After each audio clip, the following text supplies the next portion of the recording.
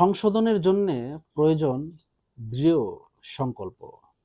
হাদিস শরীফে এসেছে, এক ব্যক্তি রাসূলুল্লাহ সাল্লাল্লাহু আলাইহি সাল্লামের খেদমতে উপস্থিত হলেন এবং বললেন, আরজ করলেন, হে আল্লাহ রাসূল সাল্লাল্লাহু আলাইহি ওয়াসাল্লাম, আমি ইসলাম ধর্ম গ্রহণ করতে চাই, কিন্তু যত সব মন্দ ও খারাপ কাজ করি এসব আমি ত্যাগ করতে পারছি না।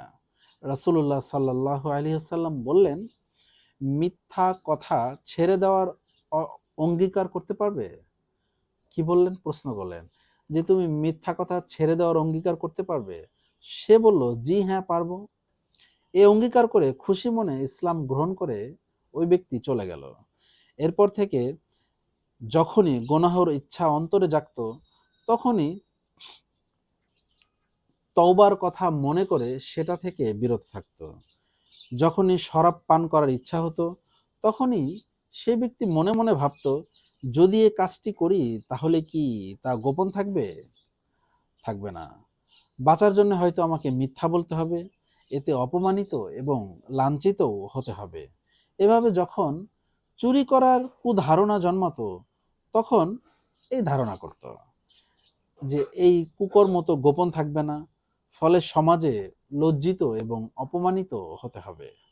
তাই সে এটা ভেবে সবসময় চুরি করা থেকে বিরত থাকত।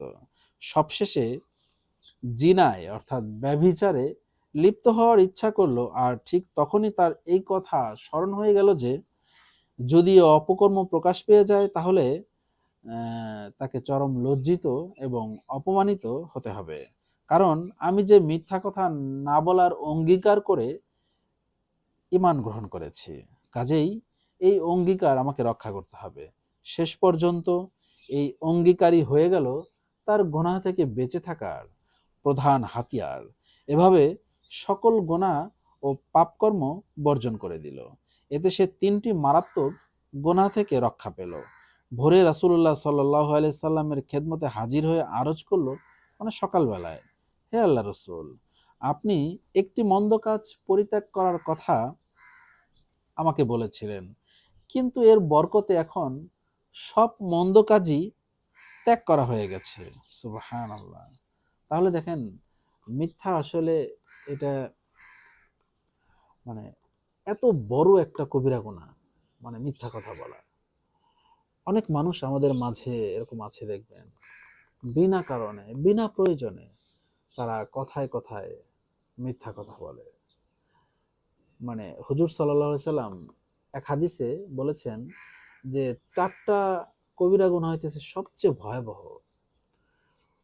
তো প্রথম 3টা উনি মানে এভাবে হেলান দিয়েছিলেন, হেলান দেওয়া অবস্থায় উনি বলেছেন। চতুর্থটা বলার সময় উনি হেলান দেওয়া থেকে উঠে বসে তারপরে বলছেন এবং 3বার বলছেন, সেটা হলো এই মিথ্যা কথা বলা।